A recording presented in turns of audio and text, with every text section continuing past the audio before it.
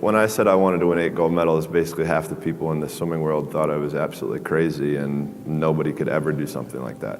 But for me, I was somebody who believed in it and somebody who believed in the process of getting there. I knew it wasn't going to happen overnight, like I said before, but every little small thing that we did was a small stepping stone in order to even be able to have that chance and that opportunity to do what I did in 2008. So, when I say from 2002 to 2008 was basically trial and error. So for me, in 2002, that's really when I started amping up my event schedule, where I was swimming 4 to 5 individual events and having a couple relays at Pan Pacs, World Championships, major international competitions throughout that time frame. Because at that time, at the Olympic Games, that's where I think the real truth comes out. Because I think there are a lot of people who are very talented who can make it there. There are very few people who can deal with the pressure and the stress that happens when we're there.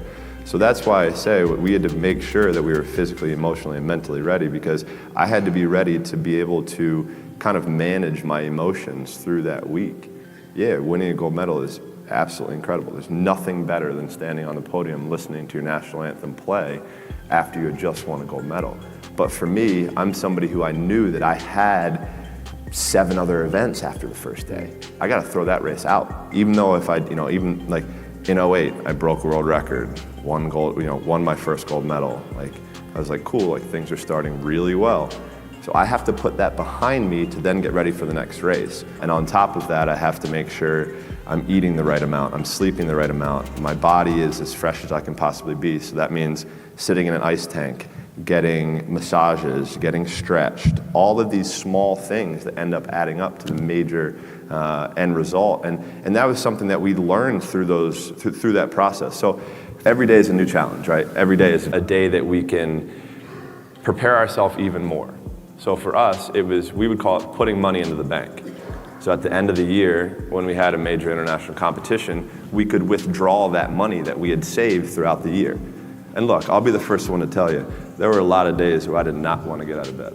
But if you have those little small goals, those little small things that get you excited when you don't want to, it's going to make it even better and even easier at the end when you're getting ready for a presentation or the end of the year or this or that, whatever event you're leading up to. It's going to make it so much easier. And I think if you look at the greats in anything in any walk of life, the greats do things when they don't always want to.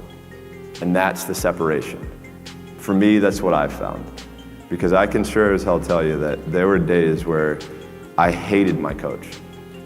There were days where we got in fights, we got in arguments, we couldn't stand what we were doing. But, I think that was just really how we worked. Like, he was somebody who was so perfect for me that if I ever would have swam for anybody else, I never would have had the chance to do what I did, because he challenged me in ways and forced my mind to think differently.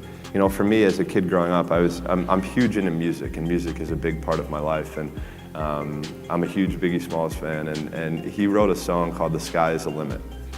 And as a kid growing up, I believed that. I believed that whatever I put my mind to, and if I was willing to make sacrifices and I was dedicated, that I could achieve absolutely anything.